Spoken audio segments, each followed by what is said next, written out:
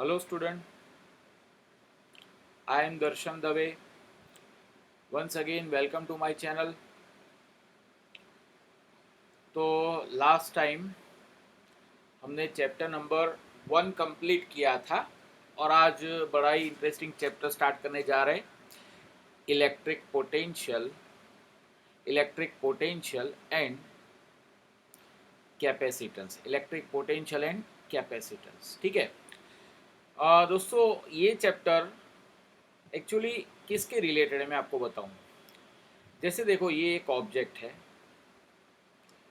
ये ऑब्जेक्ट का कुछ मास है और ये अर्थ है, ठीक है।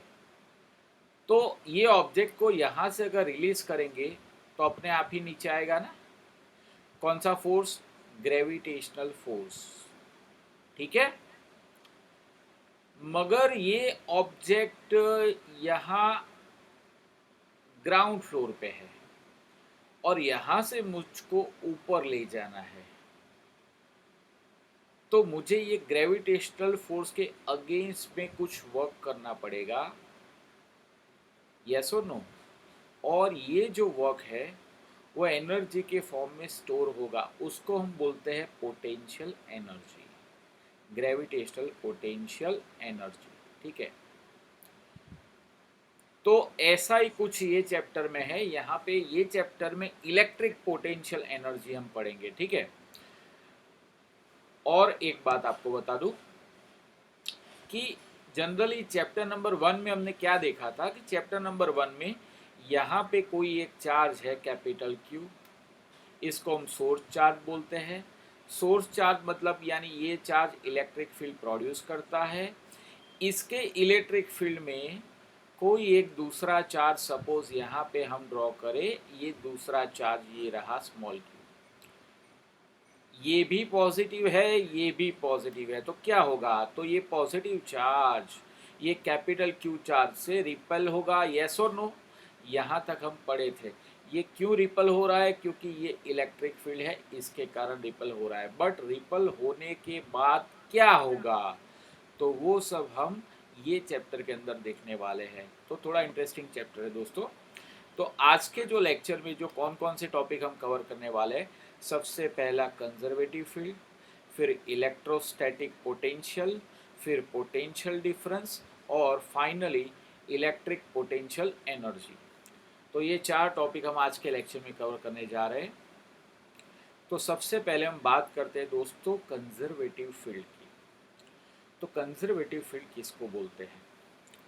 तो मैं आपको पहले एक एग्जांपल दे दूं कि यहाँ पे अर्थ के ऊपर यहाँ पे कोई ऑब्जेक्ट रखा है अर्थ के ऊपर।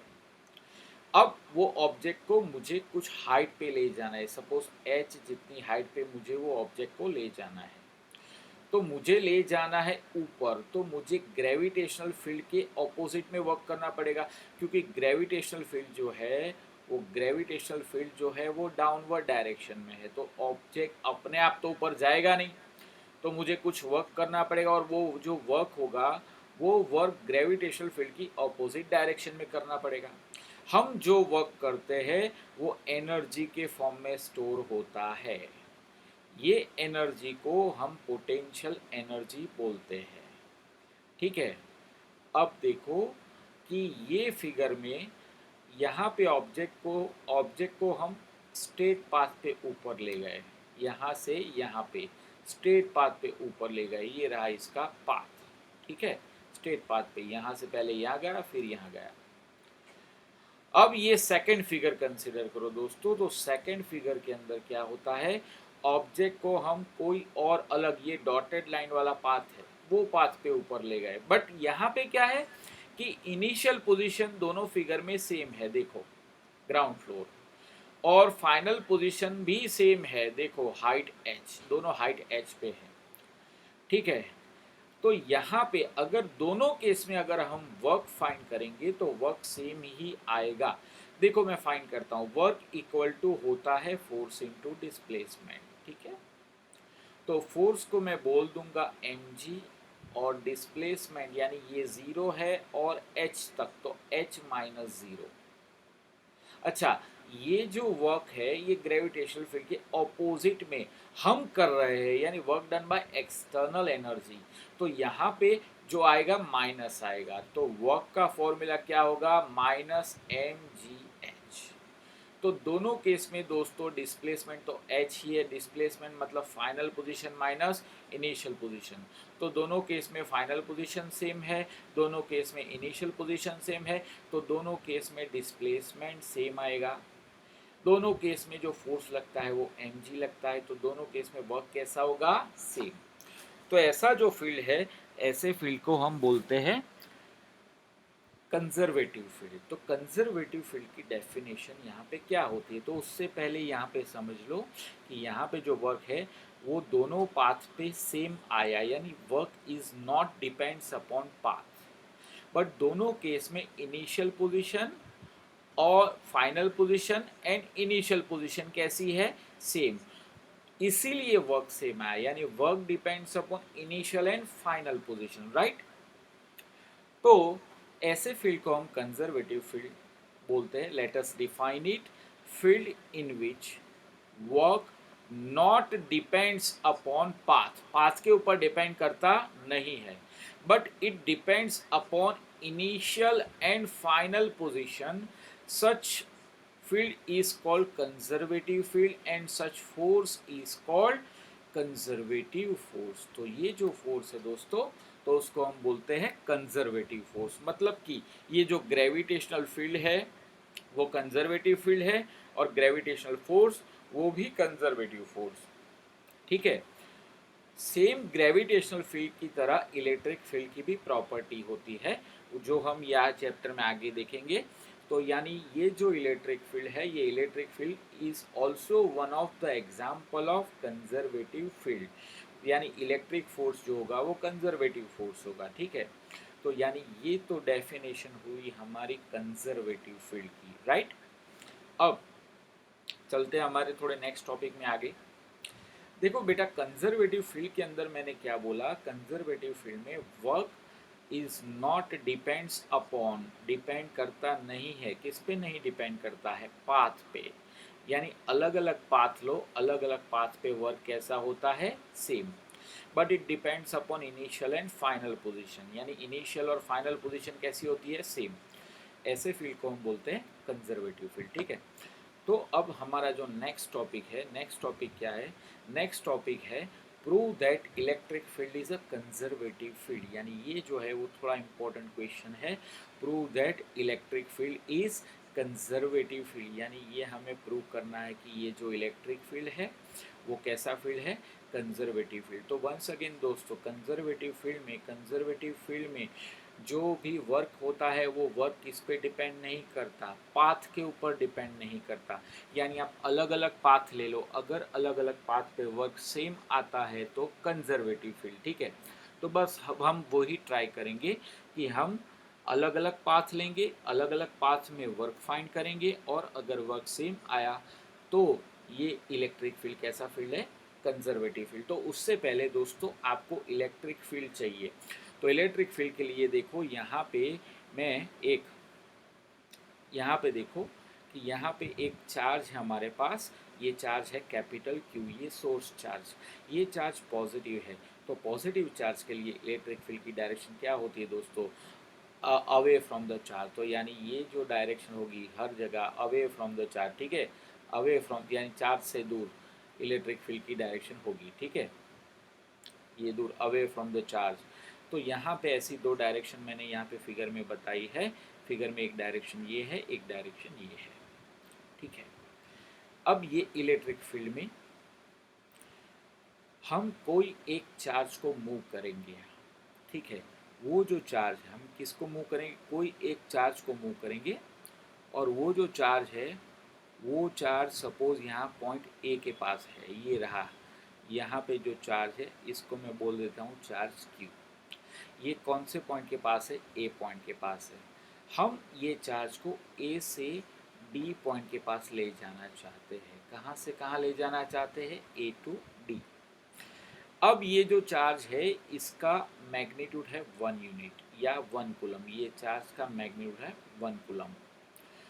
हम वंस अगेन हमारे पास कैपिटल क्यू जो चार्ज है इसको हम बोलेंगे सोर्स चार्ज, ठीक है। और ये जो सोर्स चार्ज के इलेक्ट्रिक फील्ड में यहाँ पे एक स्मॉल क्यू चार्ज है जिसको हम टेस्ट चार्ज भी बोल सकते हैं, उसको हम ए टू डी ले जाना चाहते हैं, ठीक है। अब यहाँ पे कंजर्वेटिव फील्ड प्रूव करने के लिए पहले दो पाथ कंसीडर करो। पहले हम ए टू बी ले जाएंगे यानी ये पाथ ए टू बी, और फिर बी टू डी ले जाएंगे यानी ये पाथ, ठीक है। ये एक पाथ हुआ ए टू बी टू डी, और दूसरा जो पाथ है दोस्तों, दूसरा पाथ है ए टू सी और फिर C to D.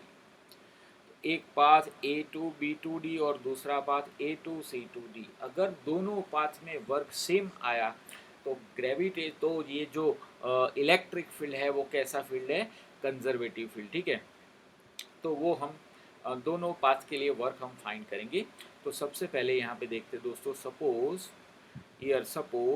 We have a source charge capital Q।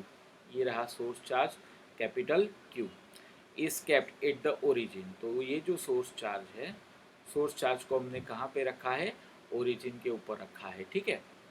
And we want to take a unit charge, यानी ये unit charge Q equal to 1 coulomb from point A to point D, यानी हम उसको ए से कहाँ ले जाना चाहते हैं, डी। उसके लिए हमने दो पाथ कंसिडर किए। सबसे पहला पाथ देखो, सबसे पहला पाथ कौन सा है, तो सबसे पहला जो पाथ है ये path A to B to D, ठीक है। यानी ए से हम जाएंगे बी, बी से हम जाएंगे डी। पहले ये केस में हम वर्क फाइंड करते हैं, ठीक है। सो नाउ वर्क डन, देखो यहाँ पे कि work done to take a charge from A to B, यानी पहले ए टू बी ले जाते हैं फिर बी टू डी ले जाएंगे, तो ए टू बी। वर्क का फॉर्मूला होता है दोस्तों फोर्स इनटू डिस्प्लेसमेंट, ठीक है। बट हमने ये फॉर्मूला क्यों यूज़ किया, किसी के माइंड में इसका आंसर है कि ये फॉर्मूला हमने क्यों यूज़ किया, क्योंकि ये जो इलेक्ट्रिक फील्ड है दोस्तों ये नॉन यूनिफॉर्म इलेक्ट्रिक फील्ड है। यूनिफॉर्म इलेक्ट्रिक फील्ड होता तो सारी लाइन पैरेलल इक्वी डिस्टेंस होती है। तो यहाँ पे इलेक्ट्रिक फील्ड नॉन यूनिफॉर्म है, मगर यानी फोर्स भी नॉन यूनिफॉर्म होगा। तो नॉन यूनिफॉर्म फोर्स होता है तब वर्क का फॉर्मूला आता है integration F dot D are, यानी एफ को बोलते हैं फोर्स और डी आर को डिस्प्लेसमेंट, ठीक है। नाउ चलो एफ डॉट डी आर, यानी यहाँ पे डॉट है, डॉट का मतलब हुआ स्केलर प्रोडक्ट। स्केलर प्रोडक्ट होता है तो कॉस आता है। तो यहाँ पे देखो, यहाँ पे एफ डी आर कॉस 90। देखो एफ यानी एफ फोर्स, जो डायरेक्शन में इलेक्ट्रिक फील्ड होगा वही डायरेक्शन में फोर्स लगेगा, मतलब ये रही फोर्स की डायरेक्शन, जो इलेक्ट्रिक फील्ड की डायरेक्शन है वो ही फोर्स की डायरेक्शन। और ए टू बी यानी ये हुआ डी आर। एफ और डी आर देखो एंगल कितना बनता है दोस्तों, 90 डिग्री। तो cos 90 का आंसर होता है 0। तो फाइनली वर्क क्या होगा, 0। मतलब कि यहाँ पे ए टू बी चार्ज को ले गए तो यहाँ पे तो हमको वर्क कैसा मिला, 0 मिला, ठीक है। Now work required to take a charge from B to D, कहाँ से कहाँ ले जा रहे हैं, अब बी टू डी। तो अगर हम बी टू डी की बात करें तो बी टू डी में ये रहा इलेक्ट्रिक फील्ड, तो फोर्स भी यही डायरेक्शन में होगा, यस और नो। और चार्ज को भी हम बी टू डी ले जा रहे तो डी आर भी वही डायरेक्शन में होगा। तो डी आर और एफ दोनों एक ही डायरेक्शन में है, मतलब कि यहाँ पे एंगल क्या आएगा, 0। So W B to D, देखो यहाँ पे W B to D integration F dot D R cos 0 का आंसर होता है 1। तो W B to D F into D R. But दोस्तों फोर्स का फॉर्मूला होता है क्यू इंटू ई, ये हमने फर्स्ट चैप्टर में पढ़ा है। तो ये चैप्टर आपको अच्छे से समझ में आए, इसीलिए फर्स्ट चैप्टर फिर से दोस्तों लर्न कर लेना, तो ही ये चैप्टर में अच्छे से आप कर पाओगे, ठीक है। तो फोर्स का फॉर्मूला होता है Q इंटू ई। अगर यहाँ पे चार्ज है 1 कूलम, हमने लिया है 1 कूलम, ठीक है, 1 कूलम। तो अगर हम इसकी वैल्यू Q की वैल्यू हम 1 कूलम ले ले तो फोर्स का फॉर्मूला क्या होगा, फोर्स इक्वल टू ई आ जाएगा। मतलब कि यहाँ पे एक्चुअली आना चाहिए एफ डी आर, बट यहाँ पे क्या आ रहा है ई डी आर, क्योंकि एफ इक्वल टू क्या हो गया, ई हो गया। क्यों हो गया, क्योंकि एफ का answer Q into E, Q equal to 1 coulomb है, तो एफ का आंसर हो जाएगा ई। राइट नाउ इसके बाद डब्ल्यू बी टू डी, ठीक है, डब्ल्यू बी टू डी देखो यहाँ पे बी टू डी, अच्छा ई dot D R, but electric field का फॉर्मूला क्या होता है, K Q by R square, तो K Q by R square into D R, इसमें के कांस्टेंट है, सोर्स चार्ज की वैल्यू कांस्टेंट है, तो उसको हम कॉमन ले लेते हैं, तो इंटीग्रेशन में क्या आएगा B to D 1/r², 1/r² दोस्तों देखो यहाँ पे 1/r² का आंसर क्या होता है r⁻², तो r⁻² डी आर। ठीक है, अब क्या होगा कि इसका इंटीग्रेशन करते हैं, इंटीग्रेशन करेंगे तो क्या होगा, इंटीग्रेशन r⁻n डी आर, उसका आंसर होता है r⁻n+1/n+1, यानी पावर में एक बढ़ाओ, बढ़ाया हुआ पावर नीचे रखो, तो यहाँ पे हम क्या करेंगे, इंटीग्रेशन r⁻² डी आर है, तो r⁻² +1, ठीक है, अपॉन -2 +1, यानी r⁻² +1 मतलब r⁻1, और नीचे क्या हो जाएगा -2 + 1 मतलब -1, तो यानी इसका आंसर हो जाएगा r⁻1 को नीचे ले जाओ तो -1/r। तो फाइनली ये जो इंटीग्रेशन है, ये इंटीग्रेशन का आंसर आता है -1/r। राइट, तो -1/r है। अब हम करेंगे upper limit minus lower limit, r को बोलते हैं डिस्टेंस, तो ये b और d तो पॉइंट्स है, मतलब b का चार्ज से distance that is denoted by R B, और d का चार्ज से distance that is denoted by R D. तो यहाँ पे के क्यू, यहाँ पे मैं आगे आगे फिगर में मैं आपको बता दूँ, यहाँ पे ये जो इतना होगा ये होगा आर बी, बी का चार्ज से डिस्टेंस, और ये जो होगा सॉरी, और ये जो होगा इसको हम बोलेंगे आर डी। ठीक है भाई, चलो तो ये हो गया आर डी।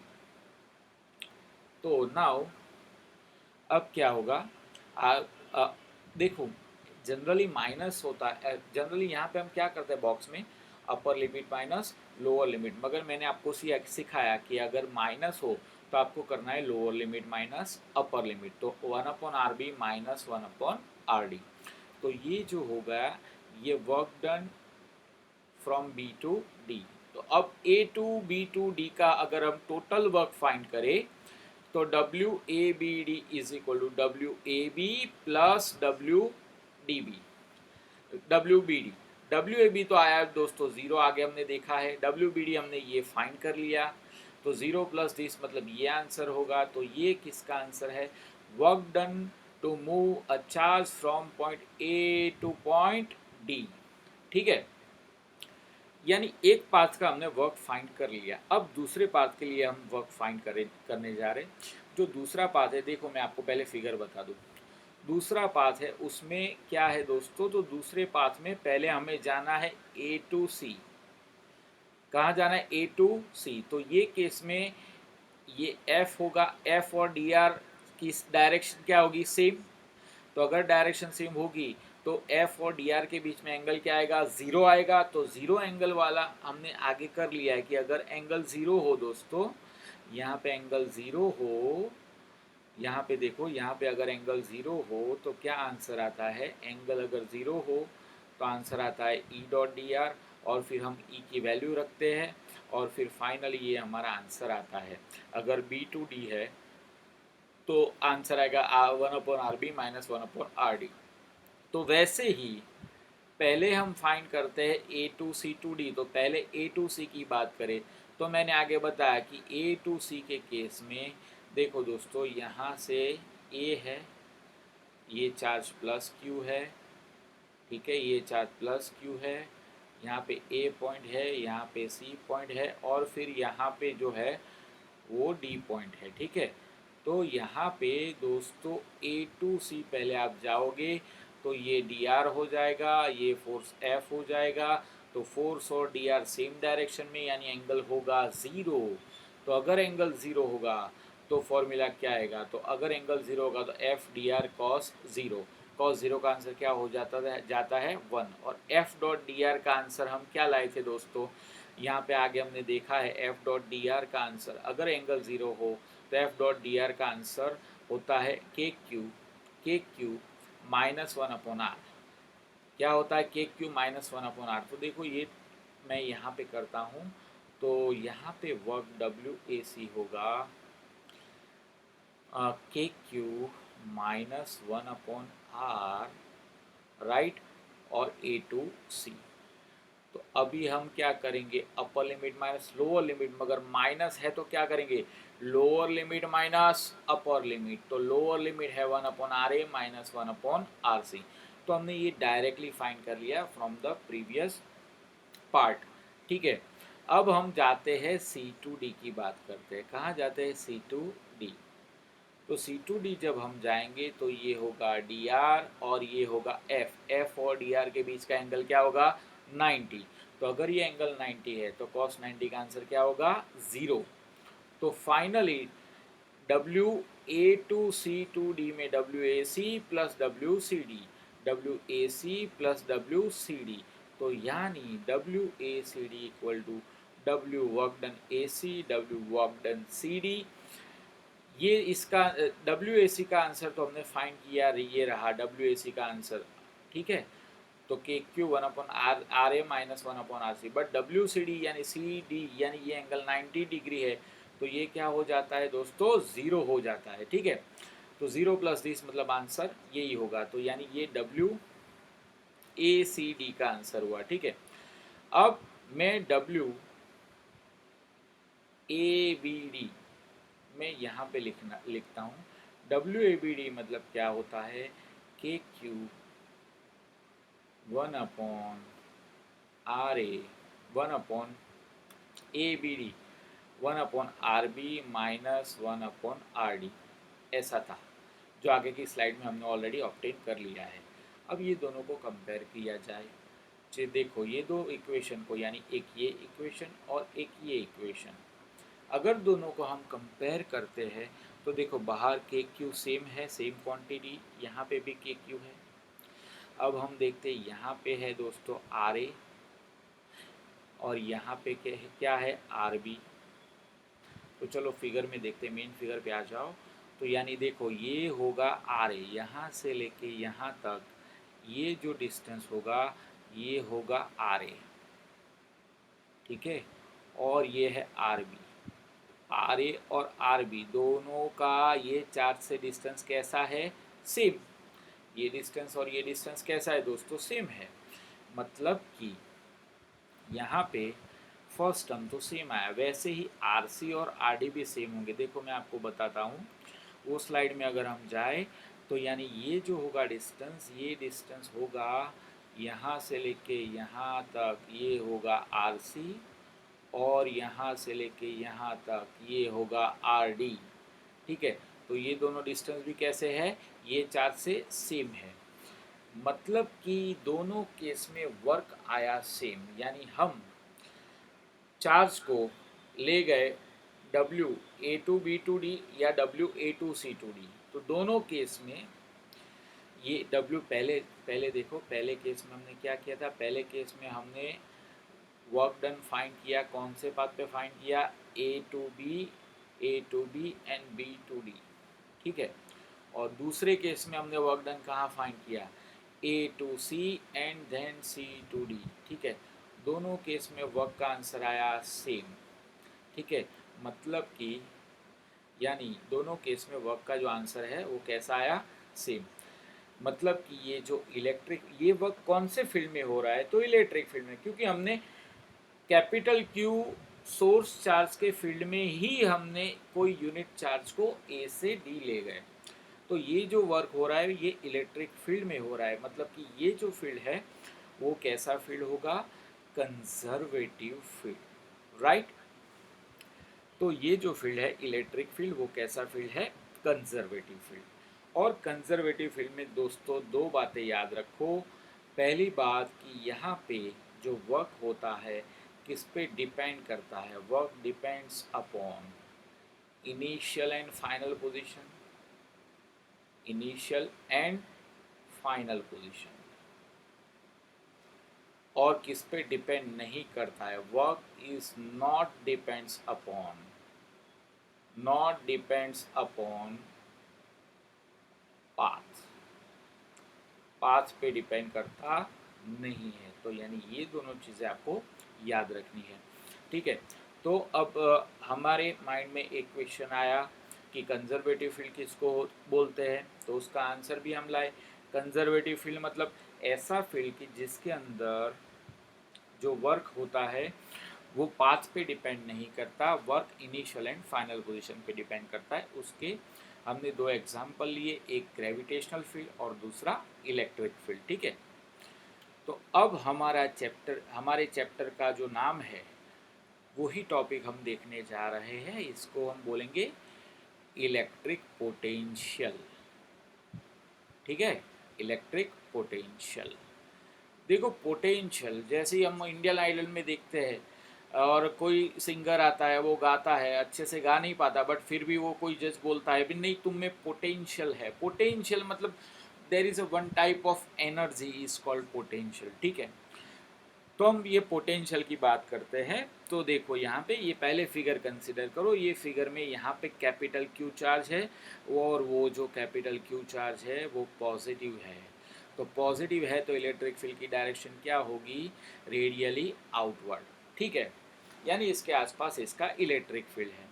अब मैं कोई एक चार्ज जो यूनिट है, जिसकी वैल्यू है 1 यूनिट, उसको मैं ए टू बी ले जाना चाहता हूँ। कहाँ से कहाँ ले जाना चाहता हूँ दोस्तों?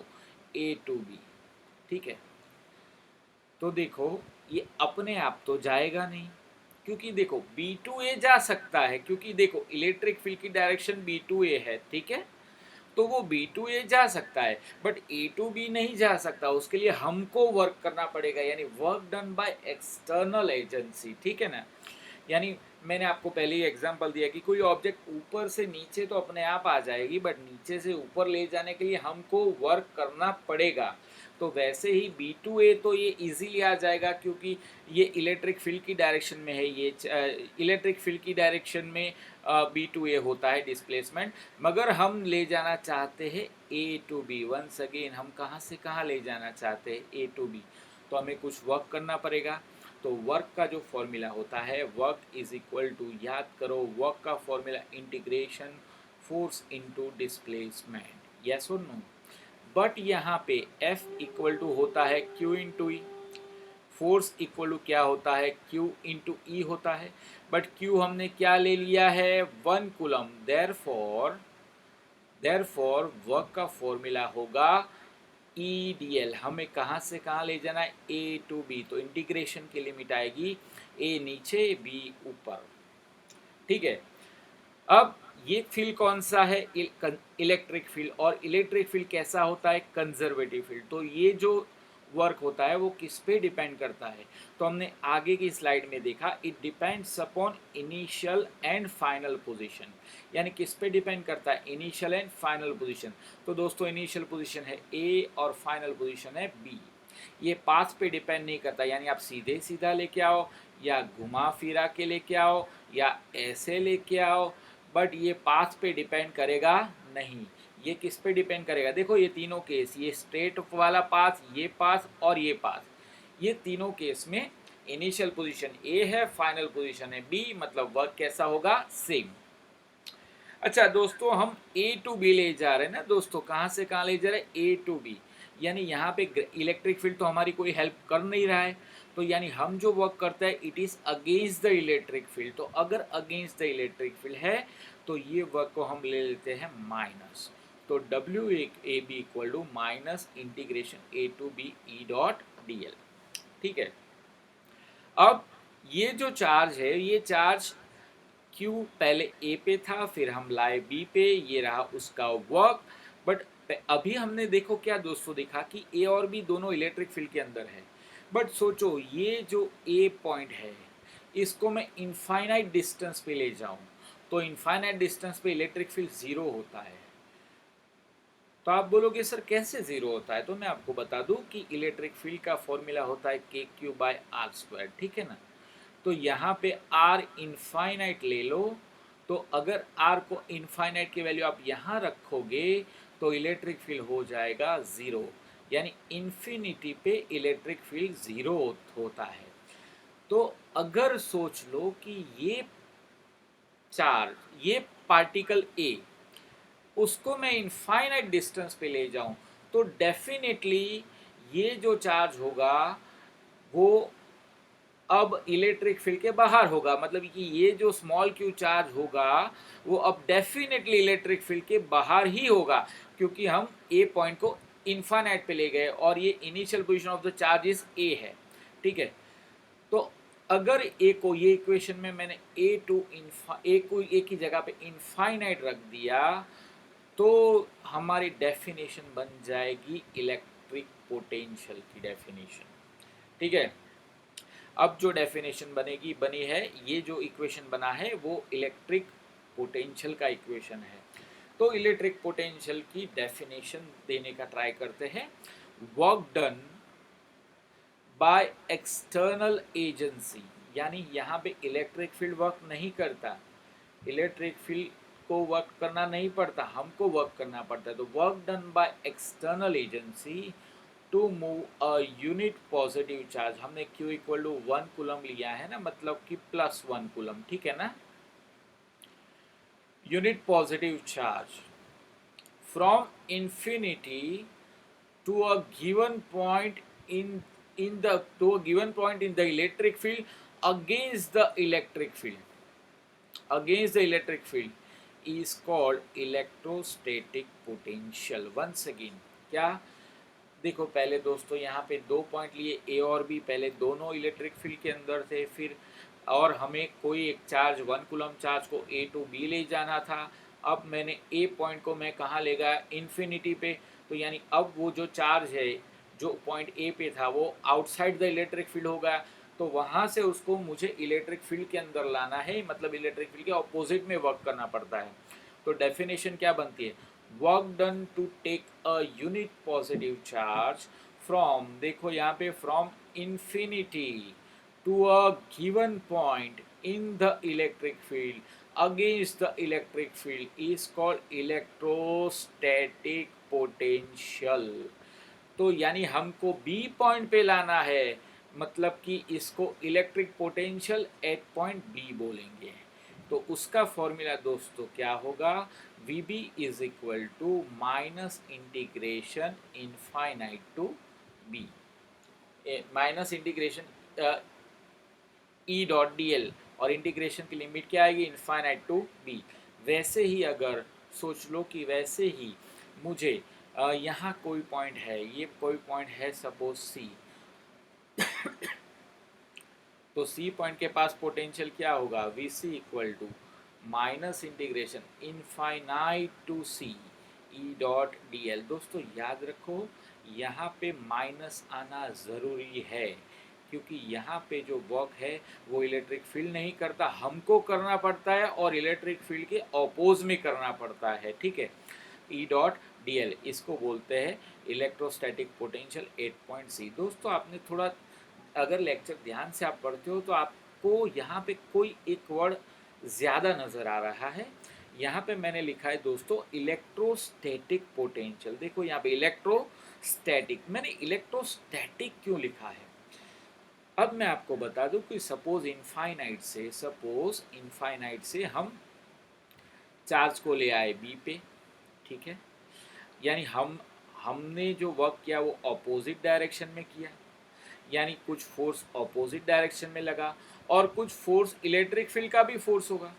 सोचो अगर दो फोर्स, देखो यहाँ से अगर मैं इनफाइनाइट से यहाँ ले आया, तो हम जो एक्सटर्नल एजेंसी का कुछ फोर्स यहाँ पे लगेगा, और इलेक्ट्रिक फील्ड का भी फोर्स यहाँ पे लगेगा। ये एक्सटर्नल एजेंसी का फोर्स है, ये इलेक्ट्रिक फील्ड का फोर्स है। तो अगर ये फोर्स दोनों सेम हो जाएंगे ये बी पॉइंट पे, तो यहाँ पे चार्ज हो जाएगा स्टेशनरी, क्योंकि अगर कोई ऑब्जेक्ट पे दो force equal in magnitude and opposite in direction लगते हैं तो वो ऑब्जेक्ट कैसा हो जाता है, स्टेशनरी। मतलब कि यहाँ पे बी पॉइंट पे हम जो चार्ज लाएंगे वो चार्ज कैसा हो जाएगा, स्टेशनरी हो जाएगा। इसीलिए हमने यहाँ पे जो वर्ड यूज किया है उसको हम बोलते हैं electrostatic potential, not electric potential but electrostatic. Generally हम इलेक्ट्रिक पोटेंशियल ही यूज करेंगे, बट थोड़ा डिटेल में जानने के लिए इलेक्ट्रोस्टैटिक पोटेंशियल किसको बोलते हैं, कि जो इलेक्ट्रिक फील्ड का फोर्स है और एक्सटर्नल एजेंसी का फोर्स है, दोनों बी पॉइंट पे एक दूसरे को बैलेंस करते हैं, तो वहां पे चार्ज जो होगा वो स्टेशनरी हो जाएगा। ठीक है, तो यानी ये जो है ये इलेक्ट्रिक पोटेंशियल की डेफिनेशन हुई। Work done by external agency to move a unit positive charge from infinity to a given point in the electric field against the electric field is called electrostatic potential, right? So ये था हमारा electrostatic potential. Formula देख लो दोस्तों, potential at point B V B का answer minus integration infinite to B dot D L. Potential at point C V C का answer minus integration infinite to C E dot D L, right. तो यानी ये topic में आपको ये definition याद रखनी है। अब ये जो इलेक्ट्रोस्टैटिक पोटेंशियल है उसका यूनिट क्या होगा, तो यूनिट ऑफ इलेक्ट्रोस्टैटिक पोटेंशियल या तो इलेक्ट्रिक पोटेंशियल, पोटेंशियल यानी work done per unit charge, यानी वर्क अपॉन चार्ज।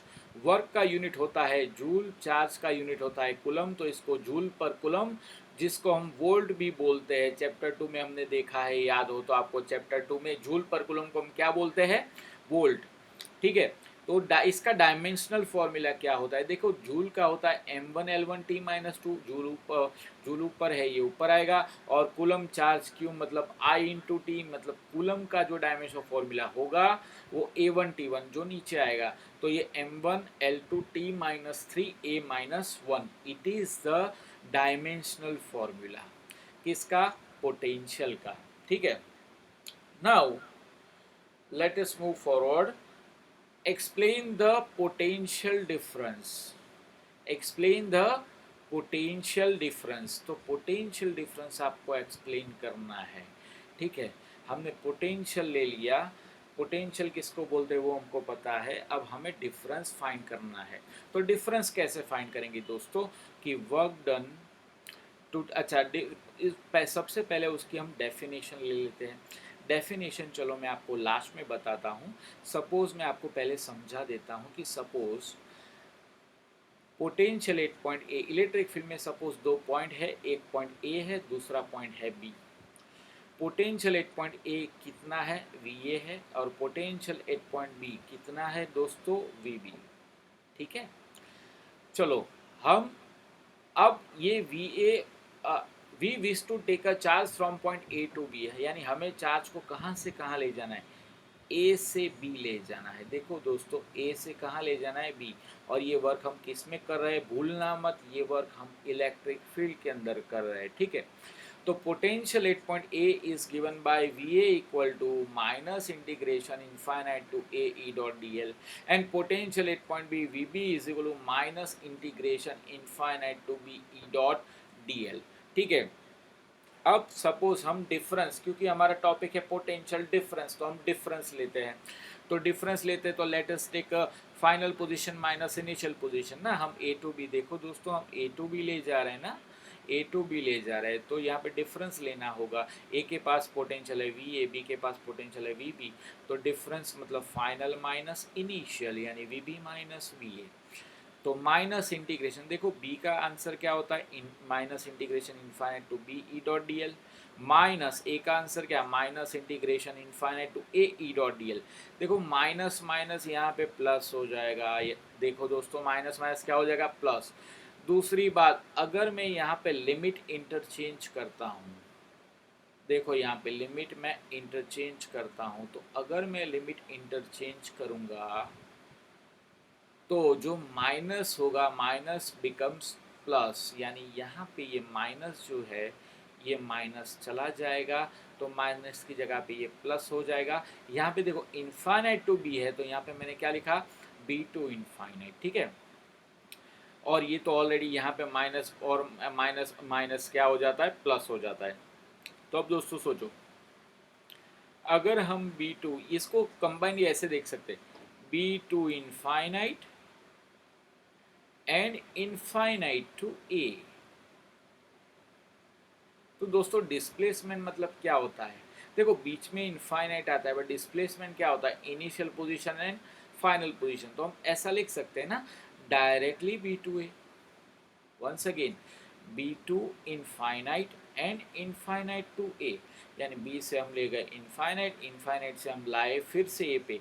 तो डिस्प्लेसमेंट क्या होगा? डिस्प्लेसमेंट मतलब a straight line joining from initial to final position, यानी हम बोल सकते हैं डायरेक्टली बी टू ए।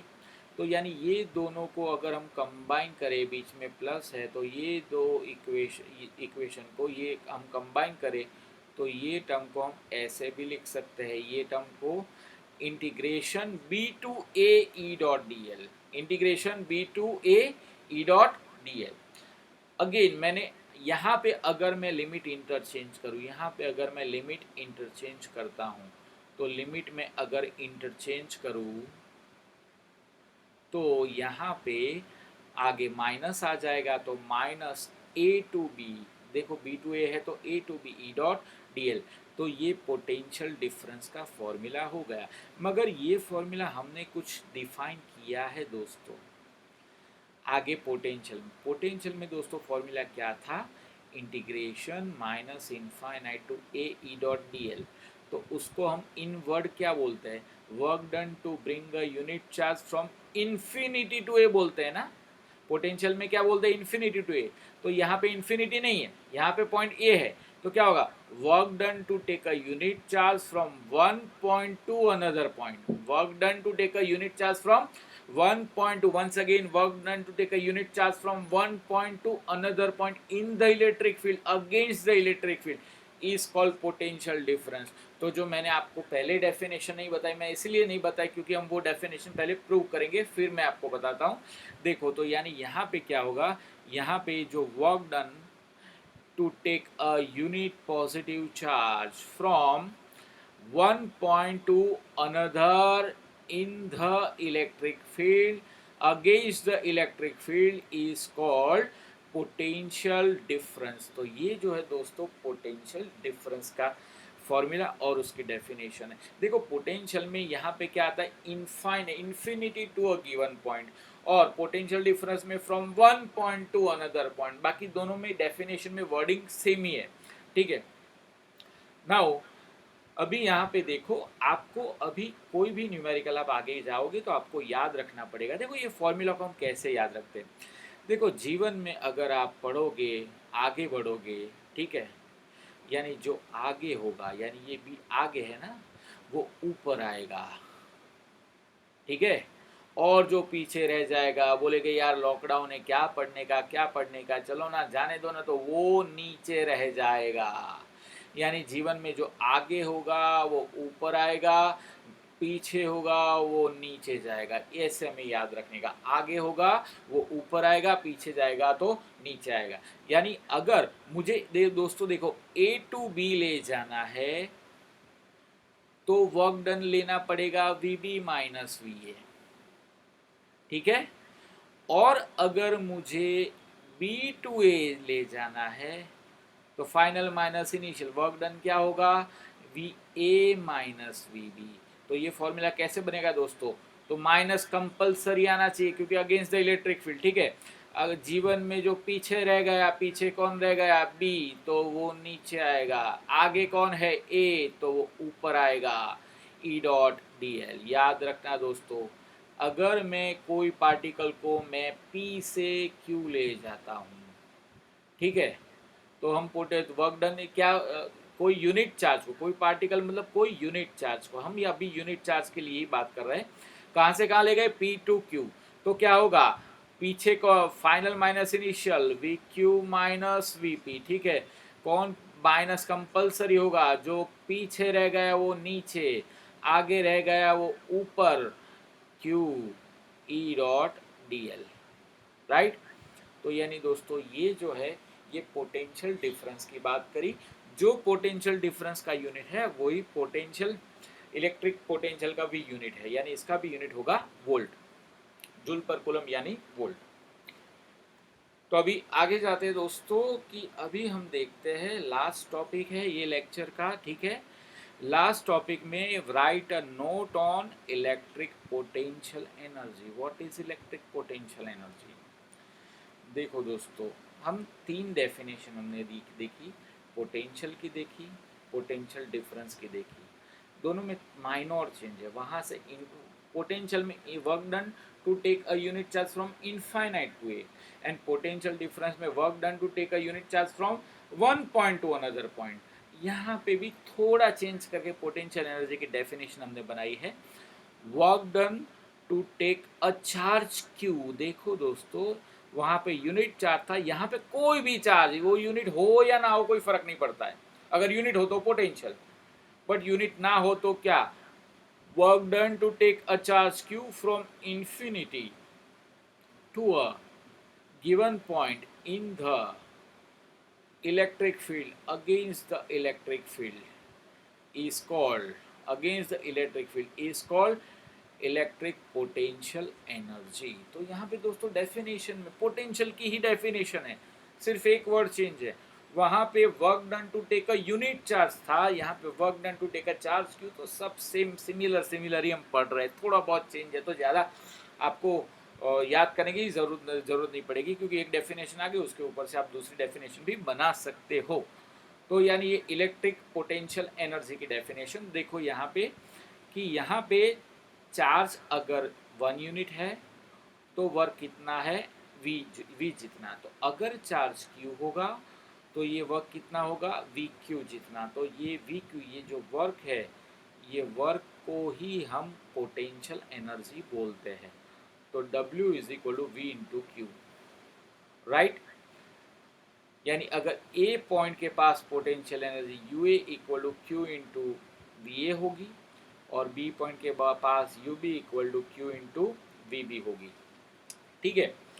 अब U A minus U B यानी एनर्जी डिफरेंस। तो एनर्जी डिफरेंस दोस्तों क्या होगा, यहाँ पे energy difference U A minus U B क्या होगा, तो Q कॉमन ले लिया, देखो यहाँ पे Q कॉमन ले लिया, Q कॉमन ले लिया, क्या बचा, V A minus V B. Once again, जो आगे है वो ऊपर जाएगा, जो पीछे है वो नीचे आएगा, बाहर माइनस आएगा। भूलना मत दोस्तों कभी भी, ई डॉट डी एल, ठीक है। ये Q को हम अंदर ले गए तो U A minus U B is equal to minus integration A to B Q E dot D L. It is the formula of difference of energy.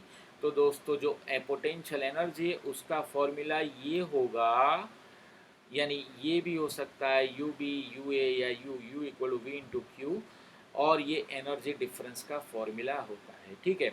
अब इसका यूनिट, तो ये दोस्तों ये एनर्जी है तो इसका यूनिट क्या होगा, एनर्जी का हम जानते हैं कि जो एनर्जी का यूनिट होता है वो क्या होता है, ऑलवेज जूल होता है, ठीक है। तो यानी जूल यूनिट आपको पता है, उसका डायमेंशन फॉर्मूला क्या होता है दोस्तों, m1L2T-2, ठीक है। तो यानी ये जो हो गया, इसको हम बोलेंगे इलेक्ट्रिक पोटेंशियल एनर्जी। अब उसके बाद इलेक्ट्रिक पोटेंशियल एनर्जी के लिए दो चीज़ें हमें याद रखनी पड़ेगी। सबसे पहली चीज़ कि एब्सोल्यूट, देखो यहाँ पे absolute value of potential is not, potential energy is not important, but difference of energy is important. ये दोस्तों क्या होता है, क्योंकि देखो यहाँ पे मैं आपको बता दूं कि हमने देखा था 11th में, ये अर्थ है, ये ऑब्जेक्ट है, यहाँ पे कुछ डिस्टेंस है h, ये कुछ हाइट है h। तो यहाँ पे एनर्जी का फॉर्मूला होता है U equal to ji m1m2/r।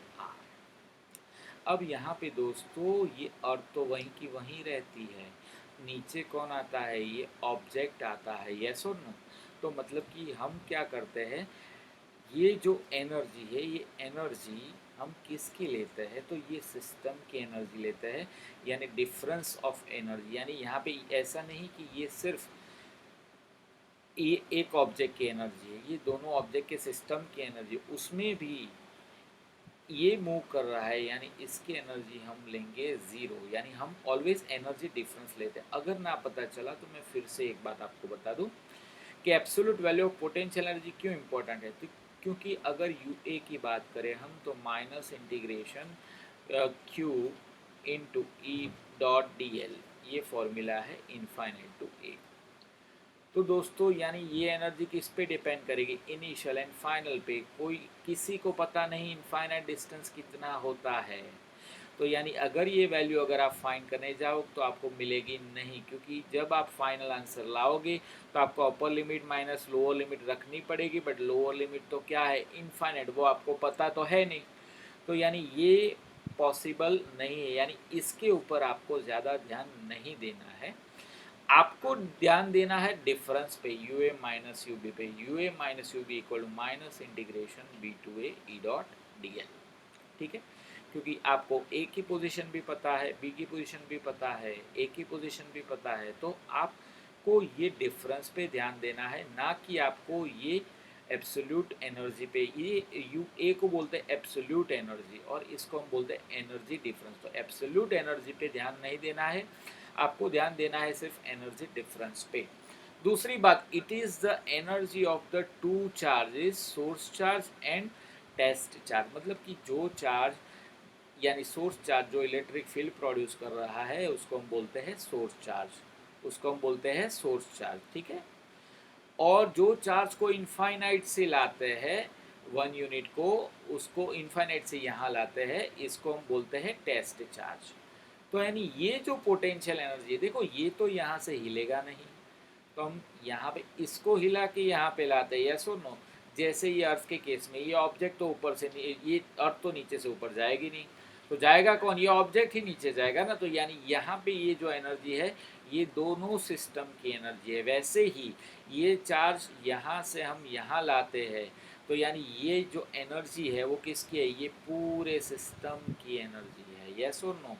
तो यानी ये दो छोटे छोटे पॉइंट्स है जो आपको याद करने हैं। तो आज के लेक्चर में हमने क्या क्या देखा, तो आज के लेक्चर में दोस्तों हमने पहले देखा, सबसे पहले देखा कंजर्वेटिव फील्ड, फिर हमने प्रूव किया इलेक्ट्रिक फील्ड जो है वो कंजर्वेटिव फील्ड। हमने दो अलग अलग पाथ लिए, दोनों पाथ में वर्क क्या था, सेम। फिर उसके बाद इलेक्ट्रिक पोटेंशियल की डेफिनेशन हमने देखी कि work done in bringing a unit charge from infinity to a given point in the electric field against the electric field. फिर पोटेंशियल डिफरेंस की डेफिनेशन में थोड़ा चेंज किया, work done in bringing a unit positive charge from one point to another point in the electric field against the electric field। ठीक है, और फिर energy में हमने थोड़ा और चेंज किया कि work done in bringing a charge Q unit के यहाँ पे क्यू लिया from infinity to a given point in the electric field against the electric field is called electric potential energy.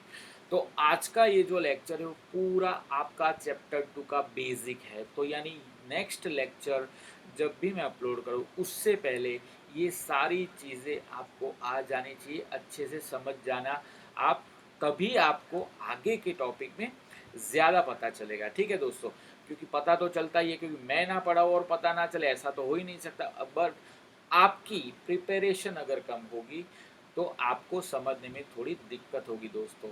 तो ठीक है, बाय बाय दोस्तों, मिलते हैं, गुड डे।